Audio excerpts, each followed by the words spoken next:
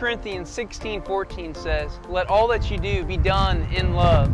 You see, Paul was writing to the church of Corinth at this time, and they had some issues just like every church has. They had issues about church members arguing and bickering like a bunch of schoolgirls.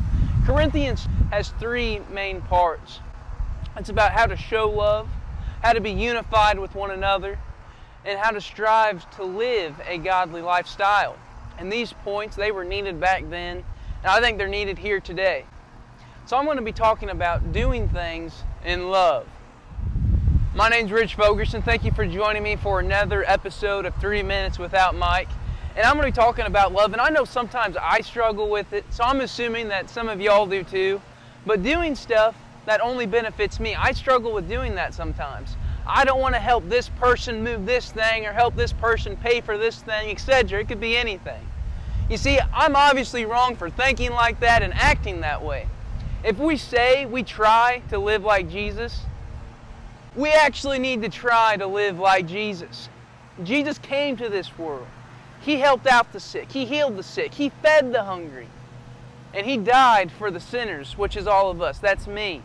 Jesus wasn't selfish with His time, His ministry, or His sacrifice.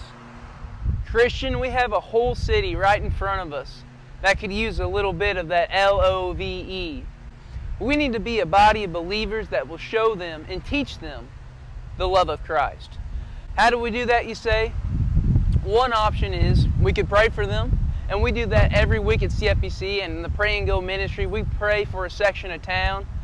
And you might be saying, no, next one, I'm not doing that. Well, October 31st, we're going to be giving out candy. We're going to be doing our annual trunk or treat, and you're invited. All you have to do is bring a chair or a car and hand out some candy to the children in the community. And one thing we have to do when we're giving out candy at trunk or treat or praying for our community or giving out food to people that need food, we always need to have a smile on our face, because that goes back to 1 Corinthians. We need to do things out of love. We don't do these things to further the name of Chester First Baptist Church. We don't do these things to elevate our own ego. But we're doing these things because we want to try to express the love God has for His children. Well, thank you so much for joining me this week for 3 Minutes Without Mike. I hope that you've enjoyed this episode. Tomorrow we're going to be having a CFBC Through the Years, which is basically a history lesson of that church that's sitting behind me, where Don Barry will host it. He'll just do an awesome job with it.